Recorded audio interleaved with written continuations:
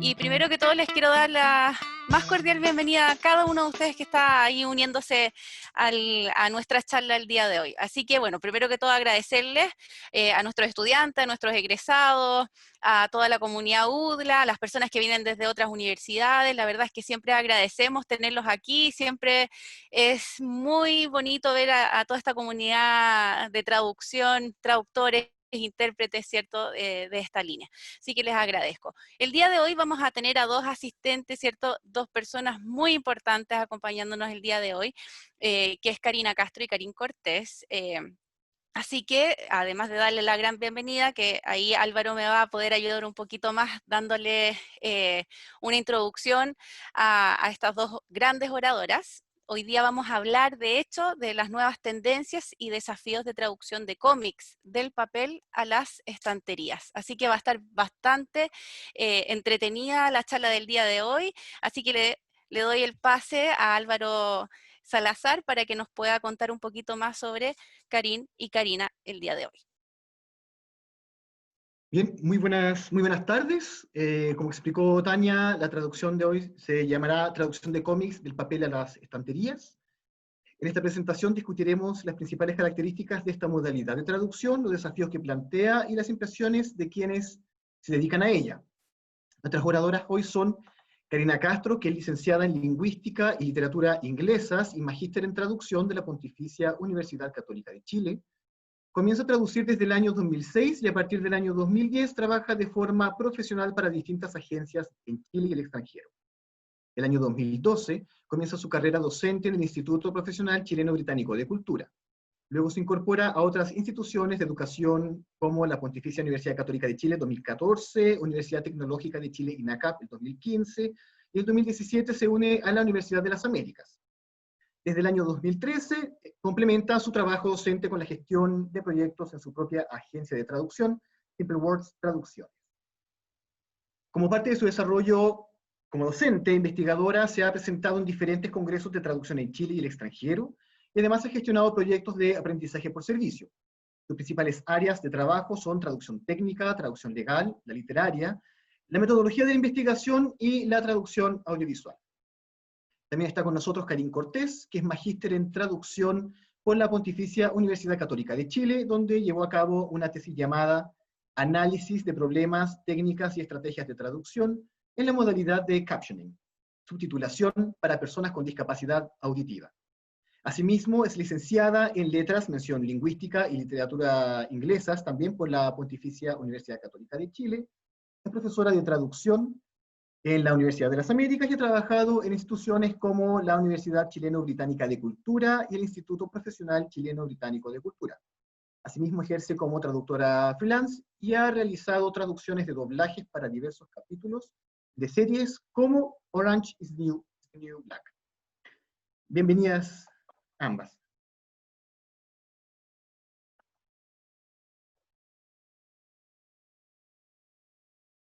El tiro que es primera vez que ponemos así que cualquier fail que aparezca, mis disculpas de antemano. Entonces, sí. Estoy compartiendo pantalla, se ve, ¿no? ¿Me podrían confirmar? No todavía. No todavía. ¿No? Deberían ver la portada de la presentación, ¿no? No, te veo a ti en este momento. Déjenme ver qué sucede.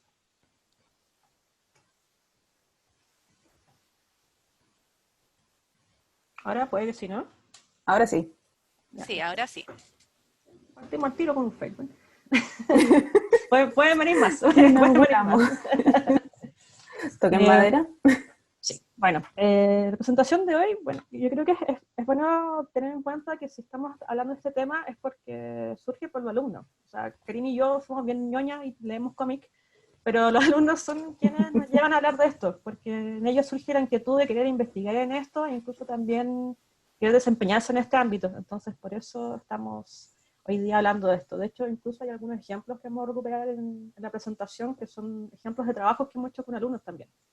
Así que quería recalcar un poco ese tema. Lo que vamos a ver, bueno, vamos a hablar muy a grandes rasgos de lo que es la narración gráfica, nos vamos a centrar mucho en lo que es cómic y lo que es manga. Luego de eso vamos a ver algunas características generales del cómic, cómo se traduce o qué es lo que hay que tener en cuenta para traducirlo. Y bueno, la verdad es que Karine y yo no somos traductoras de cómic, no sé, la hipocresía, pero para compensar un poco eso, entrevistamos a una traductora que sí se dedica a esto, y así que fuimos recogiendo sus impresiones y también varias preguntas que están orientadas a cómo entrar en este mundo de la traducción de cómics. Así que para todos aquellos que les gusta y todos aquellos que están pensando en trabajar en este ámbito, ahí se vienen hartos tips que les pueden servir.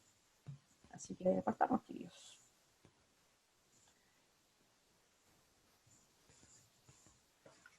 Y bueno, como dijo Karina, a muy grandes rasgos, nosotras lo que vamos a hacer es hablar un poco de cómic, manga, pero claro, también están estas clasificaciones de historieta, OTV, novela gráfica, y la verdad es que no es muy claro quién... no son divisiones tan claras, la verdad es que están bien nebulosos los límites, los teóricos y la gente experta no se pone de acuerdo en cuándo un cómic pasa a ser novela gráfica, cuando una historieta que se publica en un diario, por ejemplo, pasa a ser algo más y ya se la puede considerar un cómic independiente. Están bien difusos los límites. El manga también. Hay gente que considera que el manga lo podemos considerar como historieta y además hay novelas gráficas dentro del manga, así que lo vamos a definir a muy grandes rasgos para todos, para que lo sepan.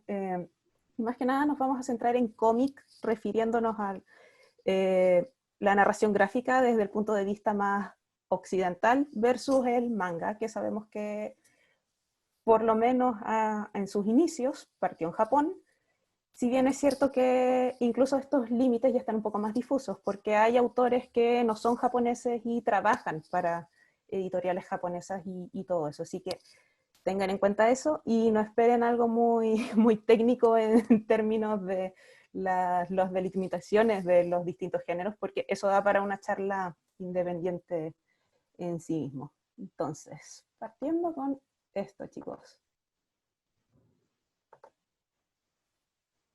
Bueno, ahí, como les habíamos comentado, vamos a hablar un poquito de cómic versus manga. Acuérdense, solamente diferencias, ni siquiera desde el punto de vista de qué tratan los temas, la distinta seriedad, el estilo de dibujo, temas un poco más técnicos sobre cómo se manejan ciertas cosas que para nosotros como traductores son importantes porque son cosas que comunican finalmente.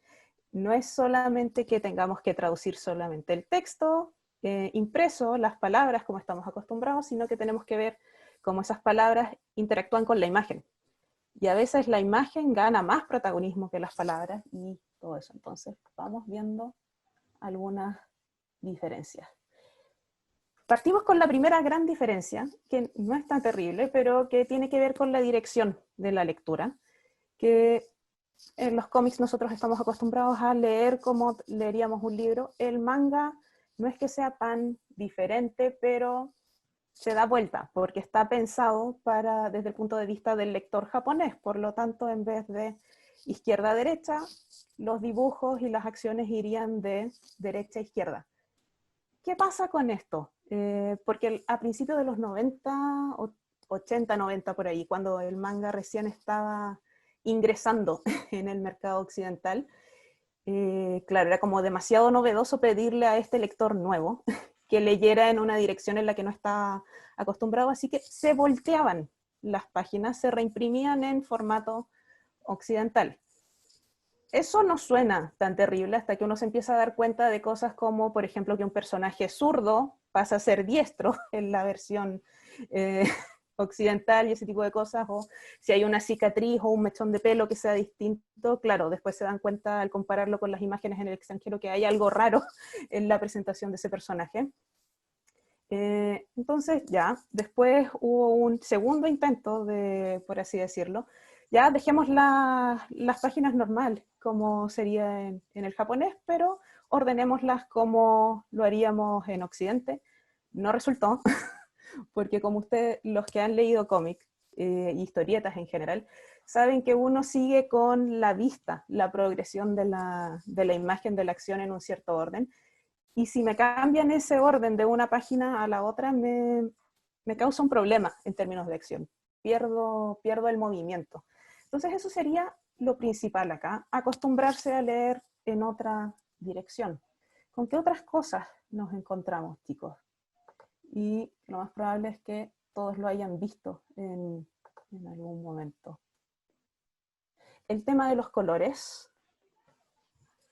Y esto a muy grandes rasgos. Sabemos que hay algunos cómics o historietas que no respetan esto, que pueden estar en blanco y negro. Por ejemplo, si nos vamos a autores chilenos, Mala Imagen, Sentimiento, que trabajan con blanco y negro, no utilizan colores, pero lo normal en cómic, en historietas, es que los colores se utilicen y de hecho toman un protagonismo importante, crean contrastes realmente relevantes entre personajes, entre si un personaje es bueno, es malo, uno casi que lo sabe inmediatamente por los colores, dependiendo del tipo de narrativa, también se resaltan ciertos elementos que sean más o menos importantes. Y lo otro es que el blanco y negro no es que pierda automáticamente significado, como vamos a ver en la siguiente diapo. Aquí, por ejemplo, bueno, a Superman no hay que explicarlo mucho, todo el mundo, la gran mayoría de la gente lo conoce, pero si se fijan al lado puse una escena de un manga de Rurouni Kenshin, o Samurai X, como lo conozcan. ¿Qué pasa? Si se fijan, es una escena de pelea muy potente, no hay color por ninguna parte, pero de todas maneras el fondo, el uso de líneas, se notan los movimientos y se notan contrastes importantes entre los personajes, independientemente de que no se utilizan colores. Ahora, ¿por qué pasa esto de que no hay tanto uso de colores? Y eso tiene que ver mucho con lo que viene a continuación, que es el tema de cómo se publican normalmente estas cosas. ¿Qué pasa con los cómics? Claro, el cómic que aparece en historieta, en un periódico, en un diario o en una revista, no como texto principal, sino como texto que acompaña a otras publicaciones, puede que lleve o no lleve color, pero generalmente cuando ya es el cómic propiamente tal, el número de un superhéroe o de algún otro tipo de cosa, novela gráfica, tiende a llevar mucho más color porque es una obra independiente. ¿Qué pasa con el manga? Que originalmente el manga no se produce una obra independientemente, sino que se junta con muchas otras publicaciones dentro de una revista que se publica o mensualmente o semanalmente en algunos casos. Entonces las editoriales recogen varias historias, le dicen al dibujante que haga cierto número de páginas para el número que va a salir, y la verdad es que las editoriales no se arriesgan a ponerle color inmediatamente a eso, porque no saben cómo va a ser la popularidad, si va a seguir o no el producto, todo lo demás. ¿Cuándo le colocan color? Cuando efectivamente a ese manga le va bien y ya es como para publicarlo independientemente. Ahí se recogen en tomos generalmente, y ni siquiera en ese caso se tiende a colorear. Se puede hacer en algunas ediciones especiales, pero la verdad es que lo normal es que solamente las primeras páginas del manga vengan coloreadas y el resto, de nuevo, blanco y negro. Y finalmente son los fondos los que terminan transmitiendo más significado, más emoción. Así que no es llegar y tapar un fondo en un manga, no es una buena idea desde ese punto de vista. Entonces, Karina va a continuar ahora un poquito.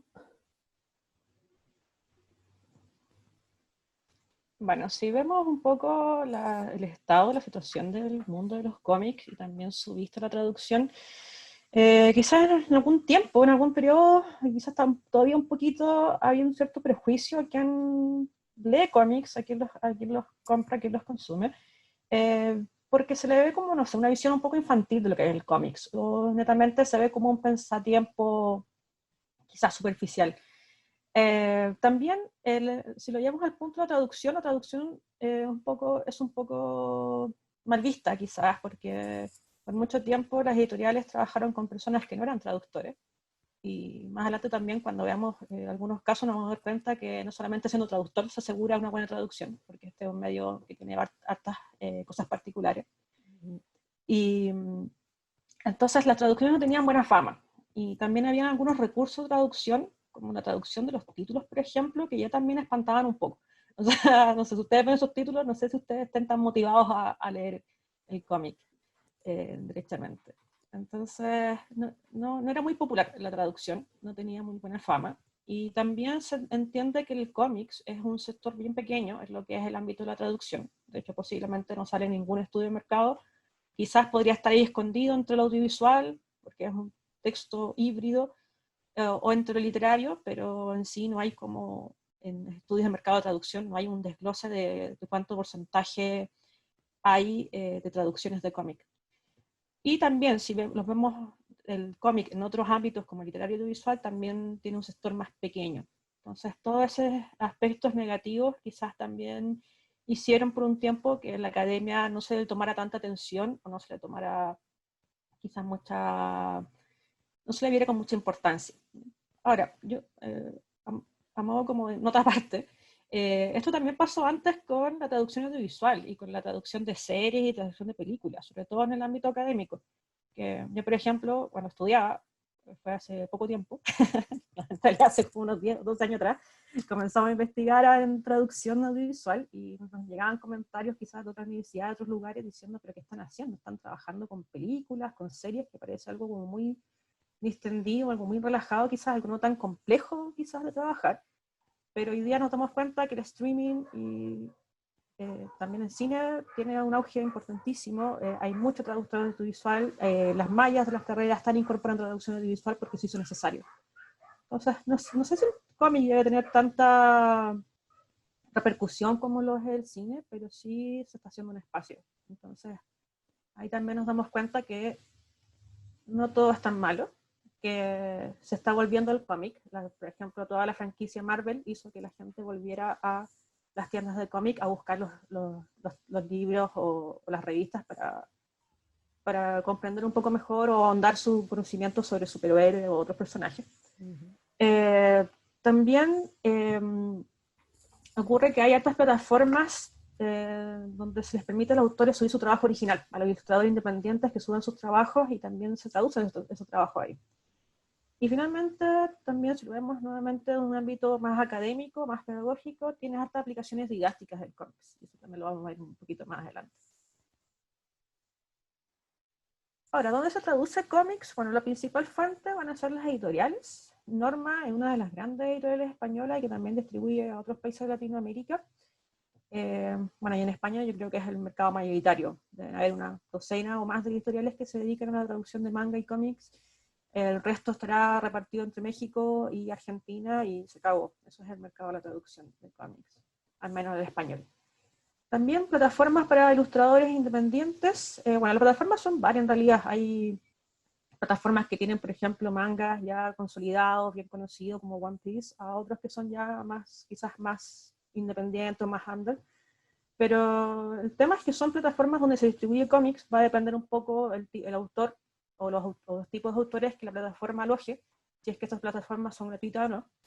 Pero lo que tiene interesante también las plataformas, sobre todo las que son un poco más enfocadas al autor independiente, es que incorporan también traducción comunitaria. O sea, ustedes, además de poder consultar o revisar cómics, también pueden contribuir con la traducción de sus cómics. Y esa traducción implica, básicamente, hacer un trabajo como de maquetado en el que ustedes trabajan con los globos y reemplazan el texto y otras cosas. Entonces, las personas que les gusta el cómic y quieren meterse en este mundo, yo creo que este tipo de iniciativas son súper buenas. O sea, la traducción comunitaria les va a soltar la mano al momento de traducir, los va a enfrentar a una diversidad de textos con distintas problemáticas y además eventualmente van a tener algún tipo de feedback. Si no es que la plataforma ya los ofrece como algún revisor, el mismo público va a ser las personas quienes lo comenten o lo revisen. Y yo creo que en este mundo de lo que es el cómic y el manga son súper críticos, el público objetivo, son muy preocupados de la calidad final o la transmisión de sentido, así que es una buena oportunidad para practicar o como adentrarse en el mundo de traducción de cómics. Otros lugares, tenemos por ejemplo aplicaciones de lectura de cómics. Marvel tiene una que es Marvel Unlimited, pero esta hay que tener ojo, sí, porque de momento tiene muy poco material traducido al español. ¿Ya? Se supone que es un tema de copyright y otras cosas, pero hace unos años atrás había otra versión anterior de la aplicación que se llamaba Marvel Global Comics y sí tenía varias opciones multilingües. Desconozco por qué se decantó a esta versión con menos opciones, pero me imagino que en algún momento pueden retomar ese plan, ¿ya? Porque todavía hay hartas franquicias de películas de superhéroes que se van a hacer, así que el interés por los cómics va a seguir ahí vigente. Y el último lugar que encontramos también traducción de cómic, que ya sí no es un nivel muy profesional, sino que es el nivel de traducción de fan a fan. Y ahí encontramos Escalation, principalmente enfocado en lo que es manga, y Tradumaquetación, que está más asociado a lo que es la traducción de cómic americano. La escalation viene de la palabra scan, y translation, que es básicamente la práctica de escanear los mangas, ¿cierto? Y luego con un editor de imagen comenzar a traducirlo. Y la tradumaquetación, que un poco aplica lo mismo, que es el hecho de con un editor de imagen y pueden reemplazando el texto que aparece en el cómic, por ejemplo. Ahora, yo tengo harto respeto a las comunidades de fans. Siento que es un ambiente que es digno de investigar, digno de meterse ahí, porque de hecho ellos mismos hablan de sí mismos como industria. La industria de Escalation, por ejemplo, funcionan con códigos de ética. Hay traductores que tienen trayectoria ya, que son reconocidos por ser traductor de tal manga, por ejemplo. Tienen guías de estilo. Como les decía, también son súper críticos. Ustedes críticos del trabajo que ahí aparece. Ustedes revisan, por ejemplo, los foros que traten del tema, van a dar cuenta que, no sé, se recomiendan páginas porque en esta página los traducen mejor, o las traducciones vienen con menos falta de ortografía, o conocen mejor el japonés, se traduce mejor el manga en ese sentido. Es muy, quizás, claro, no son traductores profesionales, se pueden encontrar errores de traducción, pero sí la forma de trabajar yo la considero muy profesional en este ámbito.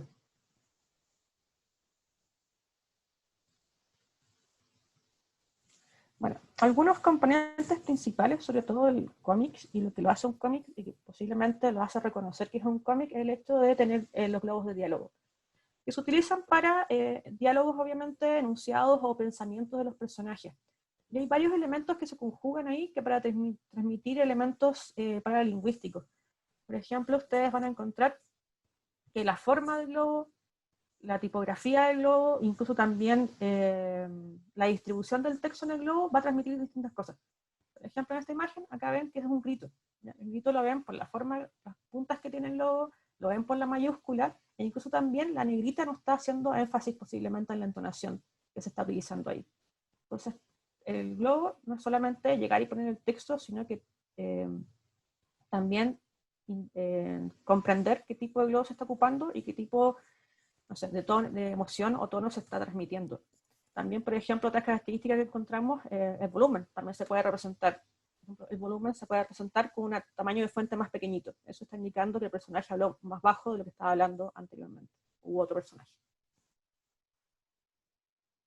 Los recuadros, que es básicamente esos rectángulos que aparecen sobre quizás la viñeta, es un texto que por lo general contiene narración en tercera persona o es narración de algún personaje.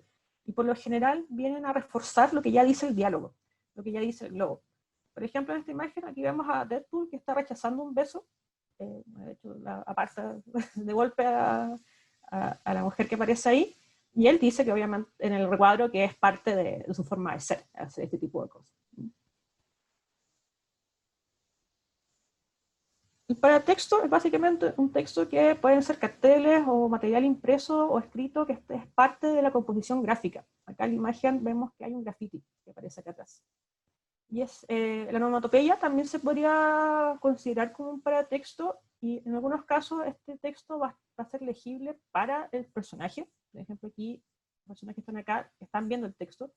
Y en algunos casos es legible para personajes y también para el lector. En el caso de la onomatopeya es distinto, porque la onomatopeya está pensada para el lector, no está pensada para los personajes. Los personajes no leen los poem o los bang, no. Es el lector quien los recepciona. También encontramos intertextualidad, que básicamente aludir a otras obras, otras literarias, musicales, de cine, etc. Acá, por ejemplo, tenemos una cita de Bob Dylan, en este cómic chileno tenemos una referencia al Padrino, tenemos también una referencia a otro ilustrador chileno. Eso puede ocurrir y en algunos casos puede generar también problemas interesantes de traducción. ¿Qué tenemos en cuenta para traducir un cómic? Tenemos que tener en cuenta que el cómic es una modalidad de traducción subordinada, en el sentido de que hay mucha relación entre el texto y la imagen, y por lo mismo el texto está subordinado a la imagen. Y eso puede ser un problema cuando se transmite demasiada información en la imagen, y no se puede tener mucha libertad de acción para poder reemplazar el texto. Aquí, en el ámbito de la investigación se le llama el rango de desviación, que es cuánto me puedo alejar o no de la imagen al momento de traducir. Y cuando resuelvo eso, también hay otro problema extra, que es el tema del espacio. O sea, yo puedo tener algo muy complejo que traducir, quizás lo logré llegar a una buena solución, pero después también tengo que preocuparme que esa solución me caiga aquí. Entonces también es otro tema. Y cuando caiga ahí también tengo que ver cómo se alinea el texto, qué tamaño de fuente voy a ocupar, qué tipo de fuente, etc. Así que hay hartas cosas ahí a tener en cuenta. Otro también tema que hay que tener presente es que el cómics, obviamente no todas sus variantes, pero por lo general el cómics tiene un fin de entretenimiento, y por lo mismo hay mucho humor presente. Y por ejemplo, ustedes ven esta imagen de acá, que hay referencia a ciertos aspectos que igual son bien conocidos y quizás no sería tan difícil traducirlo, pero aún así igual hay que contarlo con cierta gracia y quizás comenzar este diálogo con alguna frase creativa. Entonces ahí es bien complejo, porque también una de las cosas que principalmente se critica en la traducción es que la traducción, además de contener errores, a veces también el humor se deja de lado. No se hace nada por preservar el humor, simplemente se cae en traducciones literales. Entonces este aspecto también es bien delicado. Y traducir humor no es solamente comprenderlo, sino que uno tiene que ser divertido también al momento de traducir. Y también hay otras cosas que pueden hacerlo más complejo, que es el hecho de hacia dónde traduzco. Si voy a traducir para Latinoamérica, si voy a traducir para España, y cómo yo sé que eso va a ser divertido también en España, es bien difícil en ese sentido.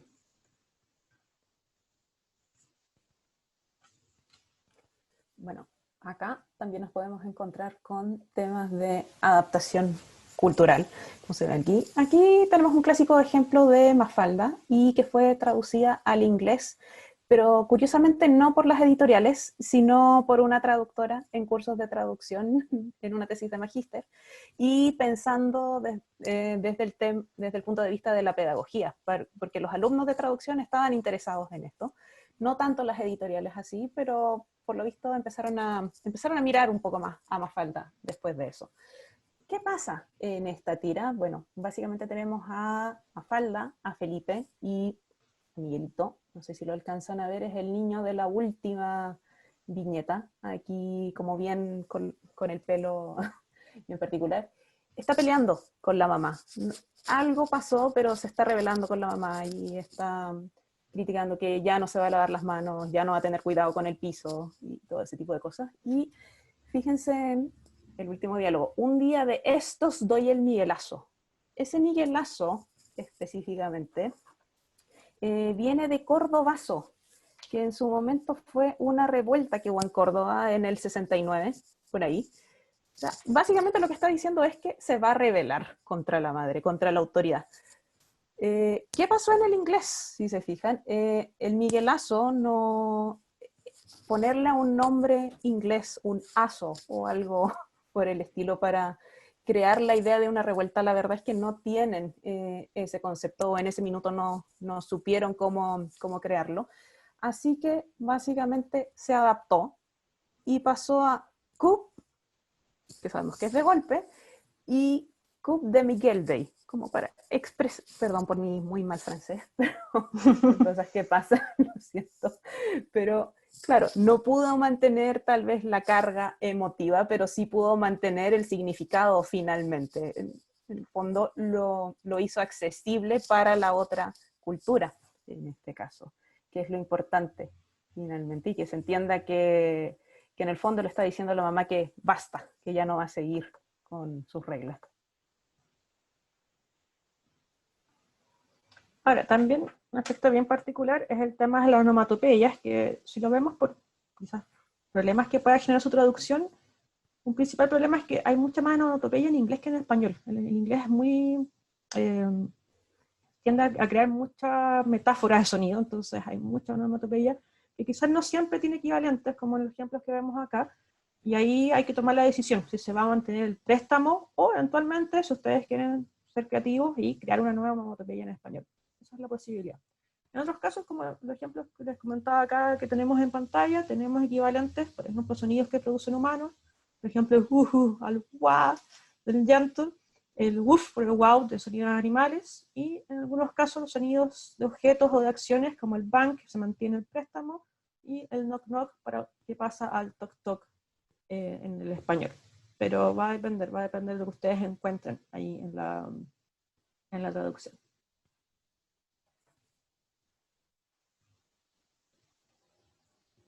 Otra cosa con las que nos podemos encontrar, chicos, es que a veces, más que reproducir el texto literal, el mensaje, lo que necesitamos es reproducir el efecto, la sensación que crea ese texto en el lector, y que finalmente es lo que motivó al personaje a expresarse de alguna manera.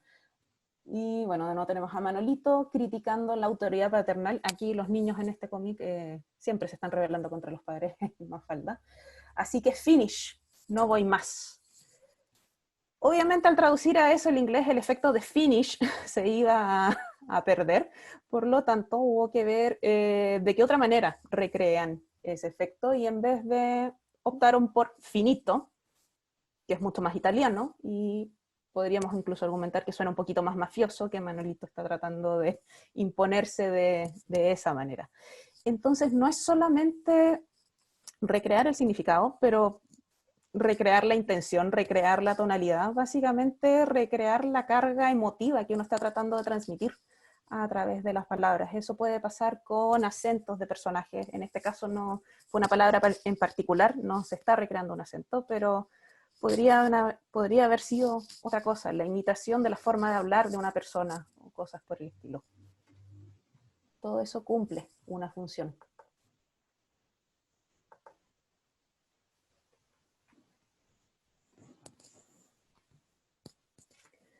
Ahora, chicos, lo que vamos a hacer es enfocarnos un poquito más en por qué estamos haciendo esta presentación en concreto.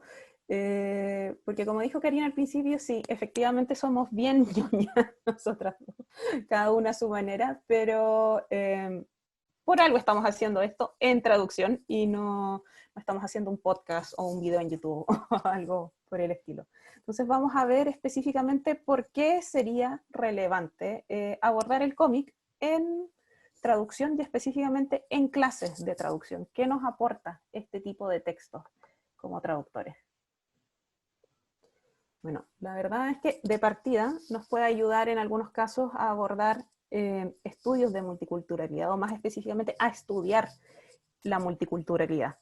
¿A qué nos referimos con esto? A cómo las distintas culturas expresan ciertas emociones, ciertos mensajes, y que nos vamos a dar cuenta de repente, recién cuando hagamos el contraste, nos vamos a dar cuenta de que lo propio es propio, porque estamos tan acostumbrados a verlo constantemente que no me doy cuenta de que así se expresa mi cultura hasta que me doy cuenta que, oh, hay otras formas de expresar exactamente lo mismo. En esta diapositiva, bueno, aquí tenemos un ejemplo de un manga.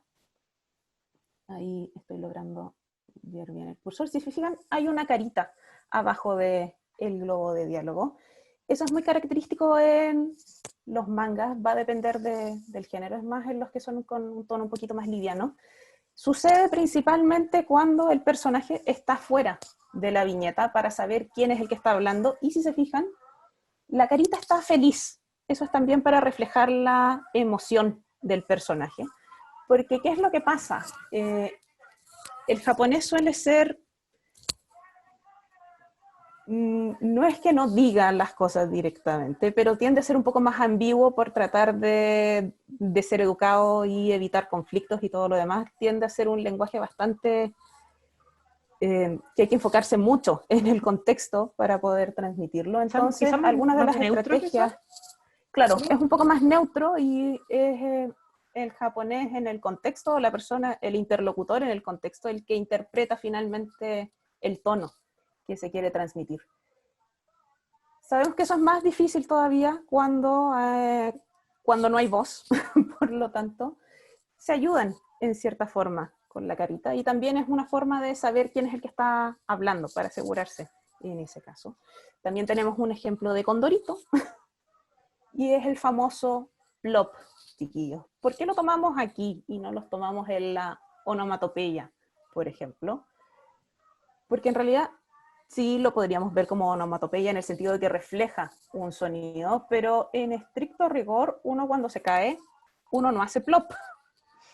Pues cuando se cae un objeto, tampoco hace plop. No, no es así como describiría precisamente el sonido. Ese plop está describiendo otra reacción. Es el hecho de caerse hacia atrás después de algo pasó. Algo creó ese plop. El plop sabemos que siempre va al final de Condorito después de que pasa alguna reacción específica. Algo tiene que causar ese momento plop para que pueda salir el plop. Y bueno, ¿cómo reflejamos ese plop en otras culturas?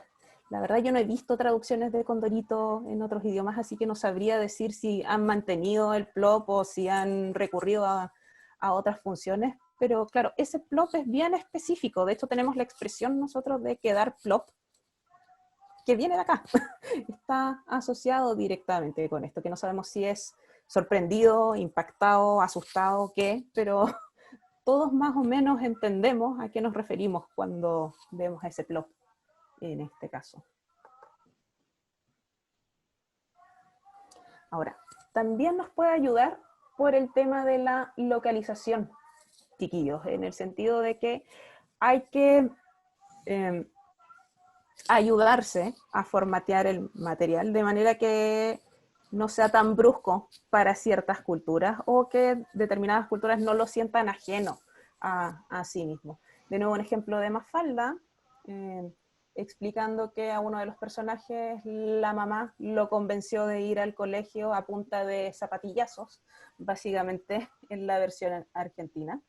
¿Qué pasa? Se mantiene igual el tema de la amenaza en la versión al inglés, pero lo suavizaron. Si se fijan acá, no es una zapatilla, es una slipper. O sea, básicamente es con la pantufla con la que la mamá lo persuade. ¿Por qué? Porque el tema de un zapato, por lo visto, se interpretó como algo demasiado fuerte dentro de la otra cultura. Independientemente de si lo golpeó de verdad o no, ya el hecho de mostrar un zapato parece que fue demasiado, así que suavicémoslo con una pantufla que por último es algo más blandito, en caso de que efectivamente haya Puede ser llegado con a las chanclas en México también. Claro, las chanclas, o las hawaianas. A mí me mostraban hawaianas, ahí depende, pero claro, probablemente la zapatilla hubiera pasado a chancla a México, no sabemos si se hubiera mantenido el zapato en otras partes del mundo, tal vez un cinturón o algo más, pero no una zapatilla. Y después tenemos de nuevo otro ejemplo de manga, la expresión ni de coña, como para reflejar que el personaje no quiere hacer algo, que no está ni remotamente interesado en hacerlo. Dudo mucho que un japonés se haya expresado de esa manera en su momento. Probablemente sí tiene otras formas para demostrar que realmente no está interesado, que está enojado y todo lo demás, pero ahí hay que ver qué tanto me dio la cultura. Pero esto está pensado para el público español. ¿Qué diría un español si le tocara decir que no, no quiero hacerlo, no lo voy a hacer ni de chiste? Y por eso ocuparon una expresión que es común para ellos. Entonces también hay que pensar en eso, porque a veces, ¿qué pasa por tratar de hacer la corrección, la traducción más correcta, más neutra, por así decirlo? Se entienden los mensajes, llegan bien las ideas, pero finalmente se pierde cierto nivel de naturalidad y crea distancia con el producto, básicamente. Es un poco lo que pasa con los videojuegos cuando los localizan después de mucho tiempo que la gente los jugó solamente en inglés y de repente ve los menús o oye lo que dice un personaje y no, no lo siente mucho más cercano el inglés que cómo lo tradujeron para el español, y es simplemente por un tema de cercanía con el lenguaje. También otra área, que también muy asociada a lo que es traducción, es el hecho de analizar problemas de traducción en el cómics, como el que aparece acá, que está más bien enfocado en un aspecto lingüístico, por ejemplo, como decimos en español, una vida hizo caput o está caput. También, bueno, la variedad aquí de problemas que pueden encontrar es bien amplia. Ustedes pueden encontrar quizás aspectos pragmáticos, quizás enfocados en la función, si el cómic es humorístico, cómo preservan la función humorística en el texto. Pueden trabajar con el destinatario, si el texto va a ir para Latinoamérica, si va a ir para España, que vamos a discutir un poquito más adelante, pero sí, es posible que un encargo les obligue a localizar en una variante que no es la nuestra, netamente porque ahí está el mercado mayoritario también. Entonces, si ustedes quieren trabajar en cómics, deben tener en cuenta que podrían localizar a un local que no es de ustedes, o no es latino por lo menos. También quizás puede haber un tipo de distancia entre los destinatarios. Por ejemplo, Deadpool tiene mucha referencia a la cultura popular, pero quizás habrá cosas que va a haber que adaptar o modernizar un poco según los nuevos lectores. Hay también mucho problema cultural van a encontrar acá, mucho problema también de tratamiento creativo del lenguaje, con juegos de palabras, con rimas, etc. Así que la variedad es extensa. Y yo creo que también lo que tiene bueno el cómic es que se lee rápido. Entonces, ustedes necesitan, por ejemplo, en la clase, no les va a tomar quizás tanto tiempo buscar esos problemas, y posiblemente un número de un cómic ya les va a generar problemas suficientes como para discutirlo en una sesión de clases o generar un material didáctico a partir de eso. Así que es bien útil en ese sentido. También los errores de traducción, y este error yo siempre lo veo con mis alumnos, así que se lo conocen de memoria, pero yo siempre lo pongo porque es súper bueno, es muy buen error. Y acá, en este tipo de error, nos damos cuenta que pasa una de las cosas que más critican en la traducción del cómic, que es pasar por alto la instancia humorística quizás y solamente dedicarse a la traducción literal. Entonces acá, en esta escena, lo que nos interesa escuchar es esto.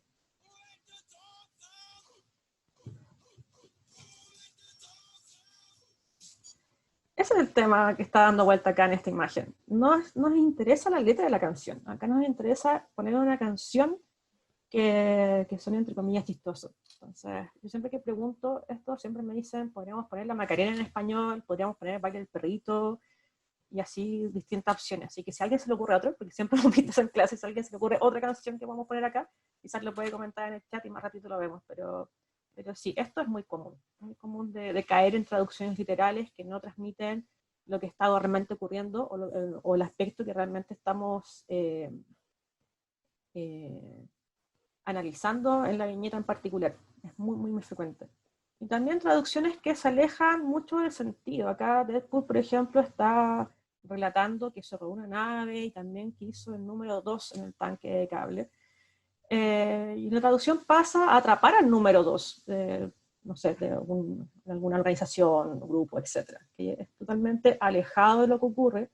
Y cuando veo esto, pienso quizás hay podría haber un tema de censura que también no es propio, porque Deadpool es sin censura, en realidad. Es un antihéroe que es muy deslenguado y no debería tener ese tipo de censura. Entonces, acá mentalmente el sentido se tergiversa mucho y obviamente es lo que no queríamos ver en un cómic.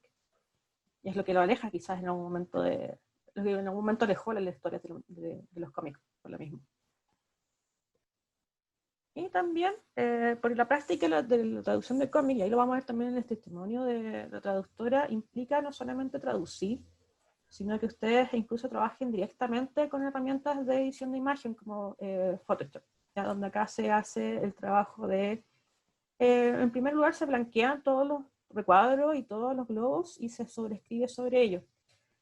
en algún momento también el tema de la onomatopeya fue complejo, porque la onomatopeya estaba muy pegada a la imagen, por decirlo de alguna forma, y no se podían hacer modificaciones, pero ahora con herramientas como esta se puede trabajar por capas. Entonces, eventualmente el traductor también puede modificar la onomatopeya que esté en la imagen, y eventualmente cualquier otro paratexto también lo puede modificar. Entonces, parte de la práctica implica esto, que ustedes manejen estas herramientas, y eventualmente también son habilidades que podrían aplicar a la traducción de otros textos. El hecho de trabajar con herramienta de traducción, el hecho también de trabajar con texto que es en sí un texto que es bien acotado, que es bien comprimido, también es parte de habilidades que son para otros tipos de traducciones. Entonces, a veces, como les contaba al principio, a veces hay como prejuicios de trabajar con un cómic, porque es como algo como más trivial quizás que, no sé, un texto económico o un manual, pero se pueden extrapolar competencias que son pertinentes para a varios ámbitos. Localizar se va a ocupar, obviamente, en todo lo que tenga que ver con abrir nuevos mercados, ¿cierto?, en nuevos locales, y todo lo que tenga que hacer con texto que es acotado es muy pertinente también a traducción de software, la traducción de sitios web. Todo lo que tenga que ver también con uso creativo del lenguaje, con humor, va a ser pertinente del cine, va a ser pertinente también del ámbito literario. Entonces hay harto que a partir de este texto se puede sacar, y además es un texto que puede ser atractivo para alumnos. Hay alumnos que sí siguen sagas de cómic o de manga, y trabajar con este tipo de documentos obviamente les genera mayor interés. Y bueno, ahora vamos a hablar un poco de testimonio de alguien que efectivamente trabaja en el área. Y bueno, con esto, con Karina, la verdad es que nos pusimos a cazar traductores del área, a tratar de contactarlos por todos los medios y redes posibles. Finalmente, por temas de tiempo y de calendario y todo lo demás, solamente pudimos llegar efectivamente a una, pero fue muy amable y nos respondió todo lo que le preguntamos. Así que, Nicole, si estás viendo o cuando veas después esto, muchas gracias por tu colaboración. Ya te hemos agradecido hasta el cansancio en los correos, pero nunca está de más. Y bueno, vamos a hablar un poco del testimonio de Nicole. Van a ir viendo sus respuestas a ciertas preguntas en las diapositivas, pero yo voy a leer básicamente la versión resumida y lo más importante en este caso. Bueno, ¿qué pasa con Nicole? Lo primero que nos interesó fue saber cómo había llegado al mundo de la traducción, porque no todos llegamos exactamente igual. A veces vamos desde distintas áreas o siempre estuvimos súper seguros de qué era lo que queríamos. El caso de ella es bien particular, porque ella sabía lo que quería, pero por motivos de la vida se tuvo que cambiar de institución. Sabemos que hay mucha gente que se desmotiva con eso y que no sigue adelante o se dedica a otras cosas. No, ella efectivamente siguió, simplemente se fue a otra institución, y es bien interesante porque se dedicó, partió haciendo su práctica profesional en una firma de abogados internacional. Y aquí viene mi primera duda y inquietud, más que curiosidad, es como, ¿cómo llegó una traductora jurídica al área del cómic y del manga? ¿Qué es lo que pasó acá? Porque ella también sigue haciendo cosas jurídicas aquí, pero ¿por qué manga específicamente? ¿Las vueltas de la vida? ¿Qué es lo que pasó acá? Y bueno, ella cuenta un poco aquí, básicamente, que de momento su única experiencia con el área de la narrativa gráfica tiene que ver solamente con mangas, porque es lo que trabaja en concreto la editorial con la que trabaja. No puede dar nombres porque está con contrato de confidencialidad, pero sí nos describió el proceso interno, cosa que agradecemos mucho. Entonces, ¿qué es lo que pasa con esta editorial? ¿Cómo llegó acá? Bueno, nos cuenta que como esto no es tanto como buena traductora, es como buena ñoña también. Siempre le atrajo mucho este mundo, el tema de los mangas, pero desde el punto de vista del consumidor, del lector, y empezó a surgir esta inquietud de, yo soy traductora, me interesa este material, ¿por qué no estoy intentando acceder? ¿Por qué no quiero producir este material? y la verdad es que se puso ella a cazar editoriales, no esperó a ver el aviso al que la llamaran, no, ella se puso a mandar su currículum por aquí y por allá, lo consiguió finalmente con una editorial española, y bueno, por lo tanto, sabemos que las editoriales españolas no es que no trabajen con cómics, pero generalmente se manejan mucho con el manga, están con mucha fuerza en este momento en eso. Así que ella básicamente todas sus transacciones las ve en dólares, en euros, no maneja mucho la moneda nacional. Sí tiene que estar súper preocupada con los cambios y las tasas y cualquier cosa que pase por ahí, así que está siempre súper pendiente de esa etapa. Okay. Antes de seguir, ¿puedes volver al anterior? Momento. Que bueno, lo que plantea Nicole acá de cómo ella llega a la traducción de cómics y la editorial en particular con la que trabaja es parte de lo que se recomienda hacer también en este ámbito. Ya no es solamente algo que le ocurre a Nicole, sino que ustedes, si se ponen a investigar sobre el tema, es lo que otros traductores o otras agencias de traducción recomiendan, otro académico incluso. Que ustedes directamente vayan a ofrecer el servicio a una editorial. Y un poco también lo que uno propone a los alumnos que se dediquen a traducción. ¿Ya? Algunas veces los clientes llegan a nosotros, pero no siempre. Una parte importante del trabajo implica que nosotros vayamos al cliente, así como lo hizo Nicole. Y también, bueno, Nicole lo que hizo fue postular como traductora y hacer una prueba. Pero otra posibilidad es que ustedes sacan una propuesta editorial. Y una propuesta editorial es básicamente que ustedes, obviamente con el permiso del autor que ustedes definan, ustedes hagan una propuesta a la editorial de traducir al autor. Entonces ustedes van, obviamente con el permiso del autor, les hacen un portafolio, ¿cierto?, de sus traducciones a ese autor y llegan a la editorial y les dicen, mira, yo me interesa ofrecerles este material para que ustedes lo publiquen traducido.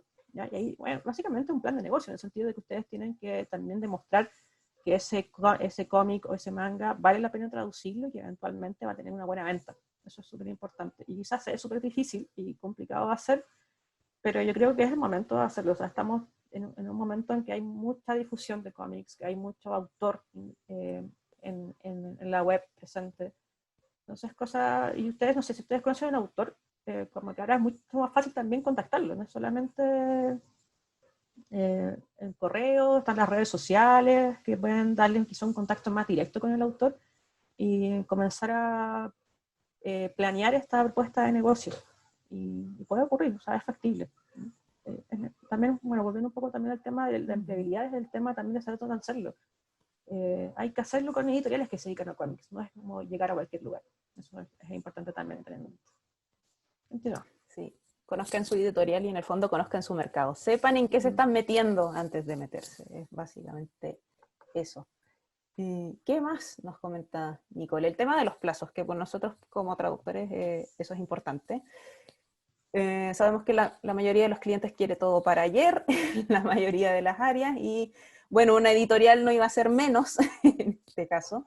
Así que básicamente, ¿qué le pasa a Nicole? Básicamente, ¿cómo se distribuía ella? Con 5 días para traducir los textos, tenía que enviarlos, después le llegaba una revisión, tenía que volver a revisar, ver temas de terminología, enfocado en el mercado español, porque lo que a ella le pasó mucho en algunas instancias es que, claro, ella es chilena y bueno, de repente los españoles no estaban conformes con cierta terminología, con ciertas expresiones, porque claro, no era apropiado para su mercado, para lo que el lector español de la editorial estaba esperando, entonces tenía que arreglar esas cosas y después volver a enviarlo, porque en el fondo, si bien muchos de los mangas que se traducen en España finalmente llegan a Latinoamérica, llegan con el español de España.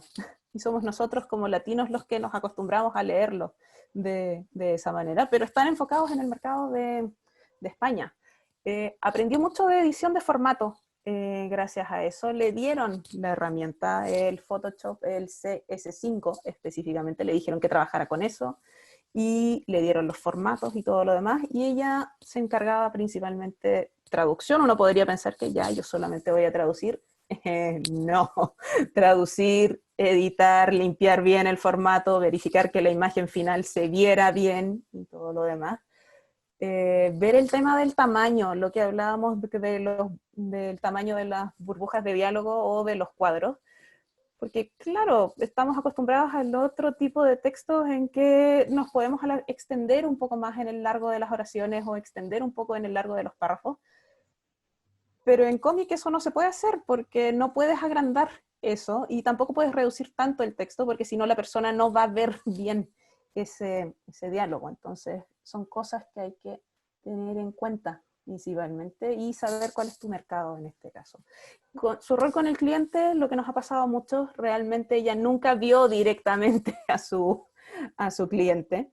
Ella entregaba los materiales, sí le mandaban observaciones antes de hacer la recepción y el pago final, como para que supiera qué es lo que estaba haciendo bien, qué es lo que podía mejorar, mira, sabes que me gustó esto, sigue repitiéndolo, ese tipo de cosas. Pero más allá de eso, no mucho contacto con el cliente, a pesar de que le entregaron guías de estilo y lo demás. Aquí. Lo bueno sí de trabajar con una editorial y que le interesa mucho en este mercado es que le entregaron todos los materiales, le entregaron los programas, los permisos, le dijeron dónde estaban las fuentes que ocupaban específicamente y también el respectivo tutorial sobre cómo ocupar la aplicación, cómo editaban, básicamente cómo es el funcionamiento interno de la editorial, y no solamente esperar y darle la sorpresa de que, oye, sabes que tienes que entregar estas 50 páginas para mañana, ese tipo de cosas, no, ella sabía en qué se estaba metiendo cuando comenzó con la editorial, básicamente, y eso es súper importante, jugar un poco con las aplicaciones y todo lo demás, chiquillos. Claro, me voy a salir un poquito del mundo del cómic, pero ¿qué pasa? De repente uno ve un texto que a primera vista se ve súper amable y dice sí, lo voy a traducir y no lo revisa y después cuando lo abre se encuentra con la sorpresa de que el programa no lo reconoce, no lo lee, no lo quiere convertir, cosas por el estilo. Entonces, métanse directamente con el texto, jueguen un poco con él, vean qué es lo que pueden hacer específicamente y jueguen con las herramientas que tienen, porque lo más probable es que se encuentren con la sorpresa de que una herramienta que nunca pensaron que les iba a servir, les pueda servir. Y en este caso estamos hablando de Photoshop. Photoshop tiene mucho que ofrecer, incluso si uno es usuario normal. Ahora, específicamente, ¿cómo le pagaban a ella? Porque eso es algo que como traductores también nos interesa mucho, y la verdad es que le pagaban por página traducida, y además por edición de la traducción de cada página, de las palabras, perdón. En concreto, hay aproximadamente 100 pesos cuando ella hacía la conversión, en este caso, de 38 pesos y todo lo demás. Ahora, ese fue el pago con el que ella partió originalmente. Entre medio algo, el tema de cuando partió la Unión Europea, de la crisis y todo lo demás, ahí tuvo que entrar a renegociar su tarifa ella. Y eso es algo de lo que tienen que estar pendientes, chicos, siempre. Cómo partieron, cuál era su negociación original, cuál es su negociación final, y estar pendiente de los cambios y todo eso. Básicamente es como tener un piso mínimo también para negociar. Sí. Si se dan cuenta, ahí bajó 3 pesos, ¿no? Pero quizás se bajaba mucho más, al menos en la traducción. En la edición bajó un poquito más, pero a veces bajaba mucho más, tampoco es la idea. O sea, hay que tener un piso mínimo de lo que ustedes quieren ganar también. Generalmente los mangas y todo eso tienen un número mínimo de páginas, va a depender, no sabemos si fue un capítulo, si fue un tomo completo, el tema de cómo les mandaban a traducir, pero se puede asegurar un cierto número de páginas que ella va a saber que le llegan, y sobre todo... No, si pero ya Karim, me refería estás al piso del valor por página, también, el valor de sí, traducción, no también las es cierto. páginas que te llegan a traducir, sino que cuánto puedes tú ir bajando tarifas, básicamente. Sí. tampoco se dejen por el piso cuando se estén ofreciendo, eso es lo importante. Tengan, Eso es. tengan claro cuál es, de aquí no me bajo y no me bajo, y, no, y nunca partan con ese número en las negociaciones como recomendación. Por lo menos no sin dejar claro que es un súper mega descuento, oferta extraordinaria. ¿Qué considera ella que es lo principal, el principal desafío técnico y como traductora de trabajar con este tipo de material? Y bueno, en el tema de los mangas, y los que hayan leído manga sobre todo, saben que están llenos de onomatopeyas, y no solamente onomatopeyas que reflejan sonidos, los japoneses hablan con onomatopeyas. Entonces, claro, una onomatopeya que para ellos está súper claro y no tienen que explicar a qué se refieren, nosotros nos demoramos en más palabras o una frase o algo por el estilo en reflejarlos, eso es un poquito más complicado. El tema de la carga semántica, también de ciertas expresiones.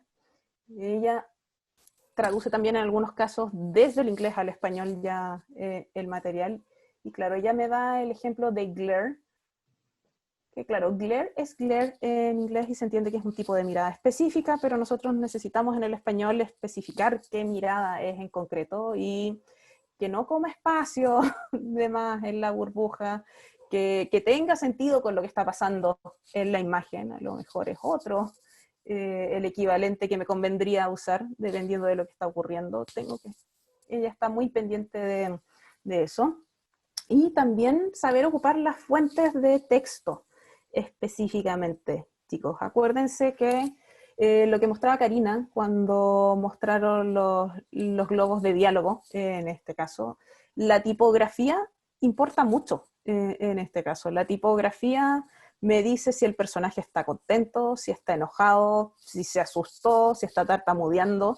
Me refleja muchas cosas del estado de ánimo y del estado físico de la persona. Entonces eso hay que saberlo, saber qué hacer cuando el personaje está enojado, cuando está contento, cuando está triste, darme cuenta de cuándo es un monólogo interno o un sueño, ver todo ese tipo de cosas, pero básicamente estar pendientes de eso. Generalmente las burbujas de diálogo con la forma indican más o menos si un personaje está pensando o si está hablando directamente, pero cuando es un monólogo interno, la verdad es que uno allí tiene que estar más pendiente, porque no, o si es un sueño, ¿qué hago en ese caso? Pero, disculpa Karina, en el caso de monólogo estaría aparecido en recuadro más que en un globo, ¿no?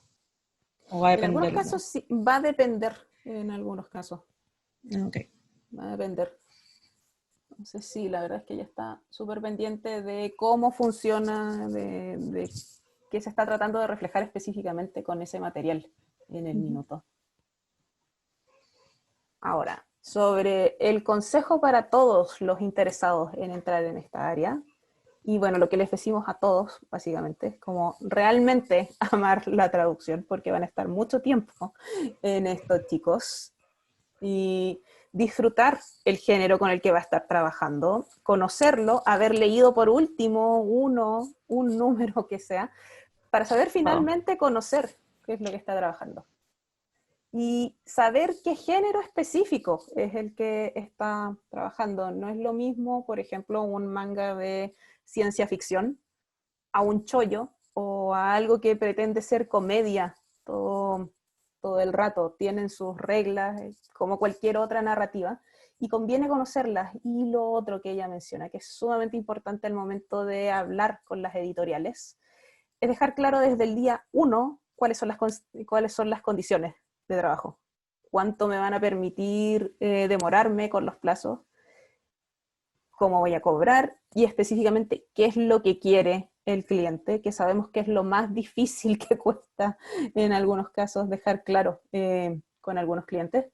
Las editoriales sí lo tienen bastante más claro, porque su fin principal es vender y venderle a cierto tipo de consumidor, y generalmente ellos conocen muy bien a su consumidor. Eso es una ventaja.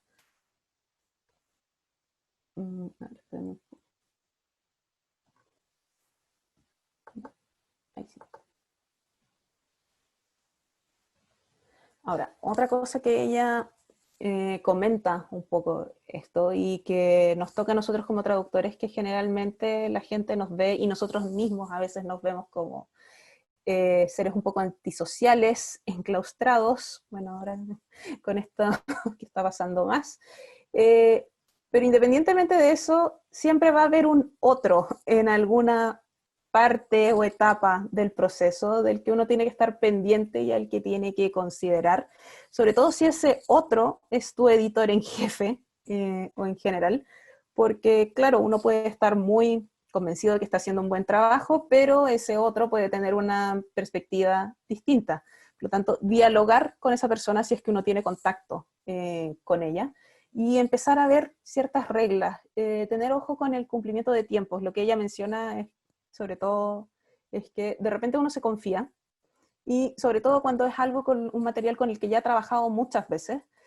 y por confiarse puede creer que se va a demorar menos tiempo del que esperaba, pero de repente le puede salir alguna sorpresa entre medio, algún tipo de problema de traducción o técnico de cualquier otra índole que no se había esperado, y que por eso hay que tener ojo con eso, siempre dejar por lo menos días para revisar, días extra por si pasa cualquier eventualidad. Y lo otro que recomienda siempre es leer lo que venía antes de la historia, para saber en qué se quedó, el contexto, todo lo demás, pero en el fondo no llegar como una tabula rasa completamente en blanco, temas de información, sino ya saber más o menos a qué se va a enfrentar al momento de traducir.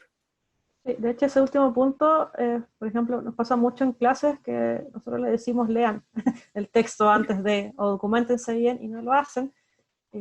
Acá, si se dan cuenta, no lo decimos nosotras, lo dice alguien que está dedicado a esto, que hay que hacer lo que es necesario, y que la única ventaja que les va a traer esto es precisamente tomar mejores decisiones en el momento de traducir. Así que vean, como decía acá, no solamente el número actual, sino también pueden ir a los números anteriores para contextualizar.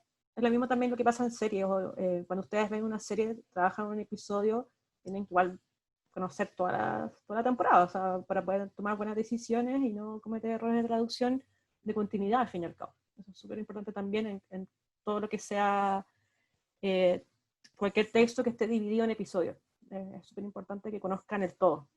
Y si lo llevamos a un espacio más macro, a un texto que sea de no sé, 10 páginas, también puede haber interrelación en el texto, en el párrafo 1, en el 15, en el 10, así que también es importante hacer esa lectura contextual. Como les dije, no lo digo yo, no lo dice Karin, lo dice una experta que lo hace día a día, así que agarrar el hábito nomás de leer, es súper importante. Sí. Ahora sí.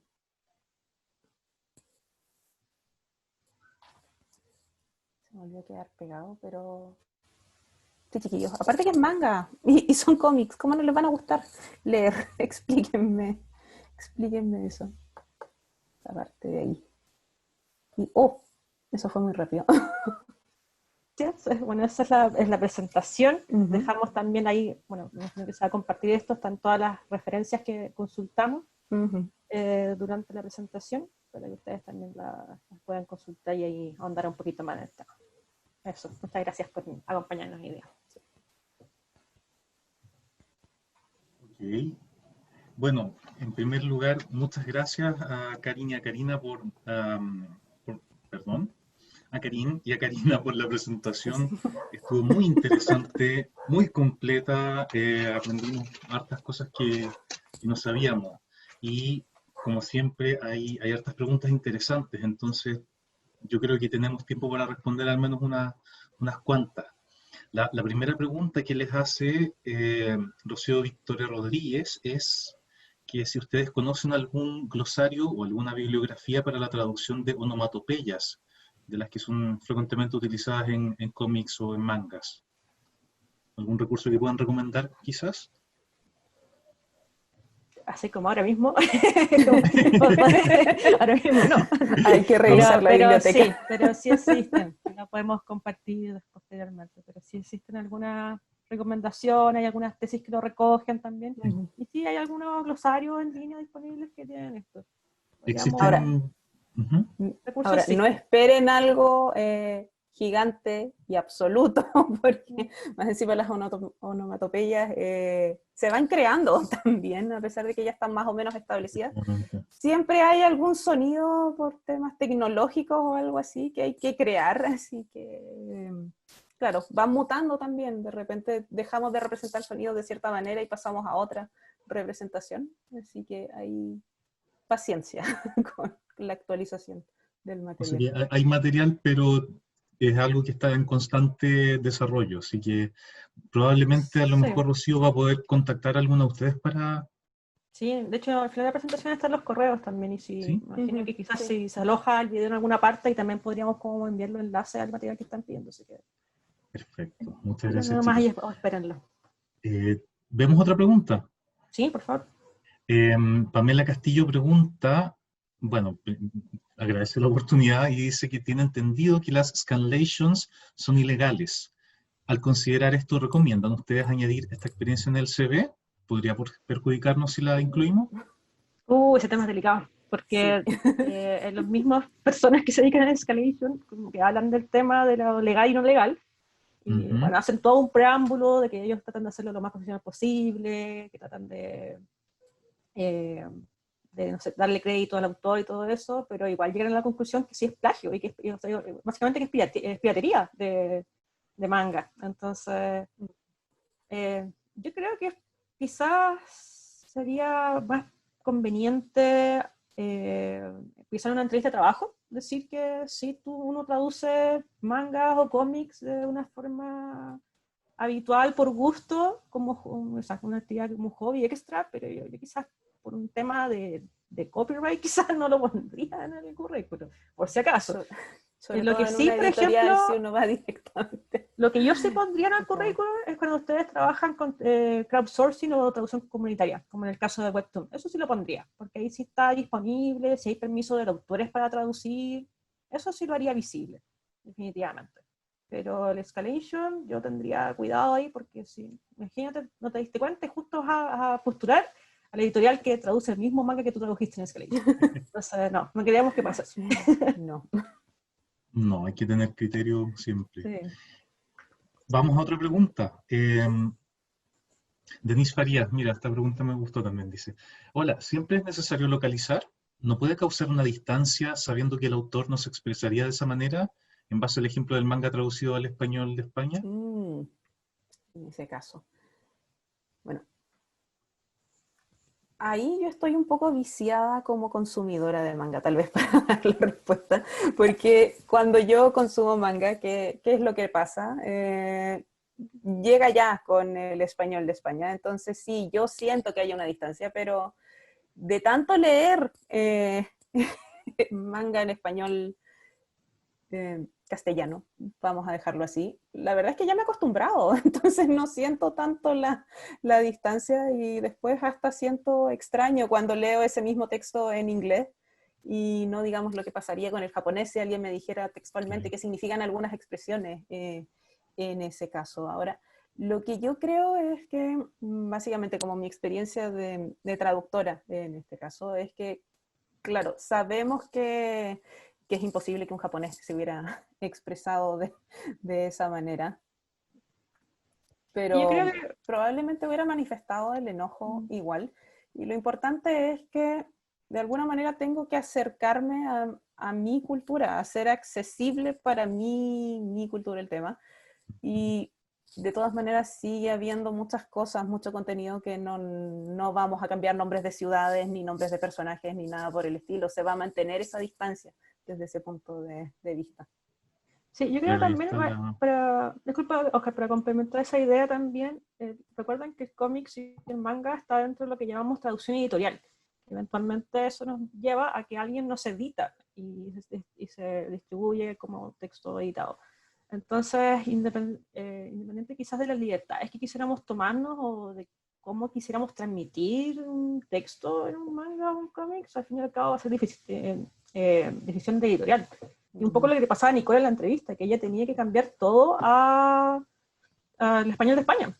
Entonces, que independiente que quizás en nuestro color latino le quedara mejor expresada una idea, tenía que pasar a español de España simplemente. Así que todas esas decisiones, incluso claro, uno va a hacer lo mejor quizás para transmitir lo mejor posible la idea, sobre todo los autores de manga, que son consumidores de manga, consumidores japoneses, y comprenden mucho lo que ocurre ahí, pero la decisión final va a ir por el lado del editor, y ahí no hay nada más que hacer, porque el editor es quien nos paga, así que hay que hacer caso. Sí. El traductor propone, ¿no? Claro. Nada más El que editor eso. dispone. Efectivamente. básicamente. Tenemos más preguntas. Guido pregunta, ¿qué pasa cuando el texto no entra en los globos originales? ¿Se achica la tipografía o la traducción o se agranda el globo? ¿Qué es lo que suele ocurrir acá? ¿Me podrías repetir la pregunta, Oscar? Que no quedó muy claro. Que si el texto no entra en los globos originales, ¿qué pasa? ¿Se achica la tipografía o se agranda el globo?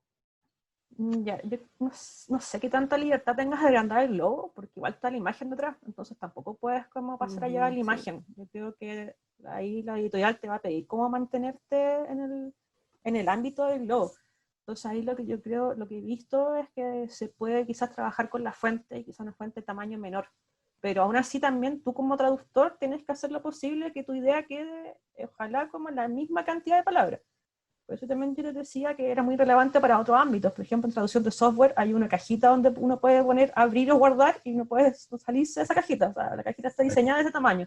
Entonces acá pasa un poco lo mismo. No hay como tanta libertad tampoco de modificar el logo, porque el logo es parte también de toda la maquetación del documento y no puede, por ejemplo, tapar una imagen que está ocurriendo atrás. Así que yo No, y creo a que veces quizás, los fondos son súper importantes para sí, lo que está pasando, o reflejan tono, en ese o sentido, sé que se puede trabajar cosas quizás así. con el tamaño de la fuente, pero tampoco mucho. O sea, no van a poner una frase gigante en un globo con una letra enana solamente para que esté su idea completa, ¿no? O No, sea que la imagínense con solución una va por lupa otro lado, leyendo. Sí, va por seguir pensando. Es una buena Sí, solución. aprender a condensar o ver qué otra Sí. cosa se hace. Pero... poder de síntesis. Bueno, preguntan también si se puede repetir una diapositiva. Bueno, se va a mandar después la grabación, va a estar disponible esto.